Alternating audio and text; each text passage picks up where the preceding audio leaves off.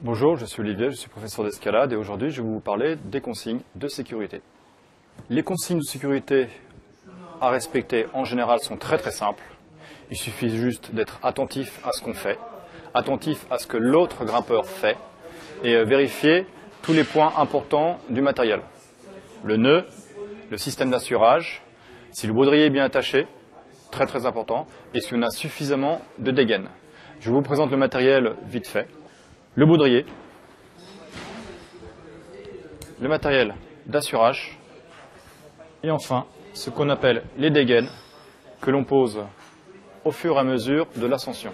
L'assureur, donc celui qui assure le grimpeur, doit vérifier que le grimpeur a bien mis en place son baudrier et surtout qu'il a bien réalisé son nœud.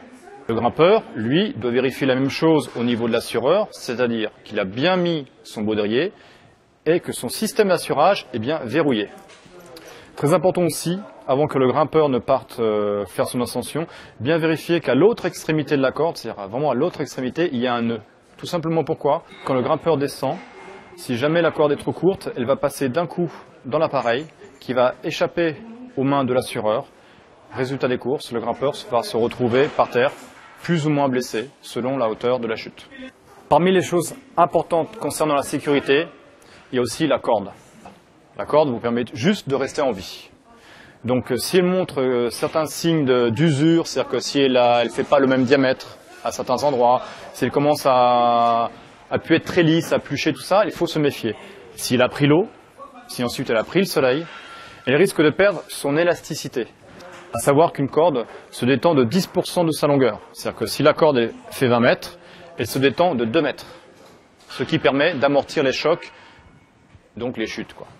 Vous la prenez entre vos deux doigts et vous essayez de l'écraser. S'il reste un petit trou comme ça, cette lame est encore bonne, donc votre corde est viable. Si maintenant on arrive vraiment à les coller, les deux, c'est qu'elle est foutue. Il vaut mieux pas l'utiliser pour faire de l'escalade. Autre point important concernant le matériau avec lequel il est réalisé. C'est généralement de l'aluminium, du dur alumine ou un alliage en aluminium quelconque. Le fait est que ce matériau est très léger, très rigide, et le problème, c'est que s'il tombe, s'il est percuté par quelque chose de plus dur, il se peut qu'il fasse des micro-fissures. Alors les micro-fissures, elles se font souvent à l'intérieur.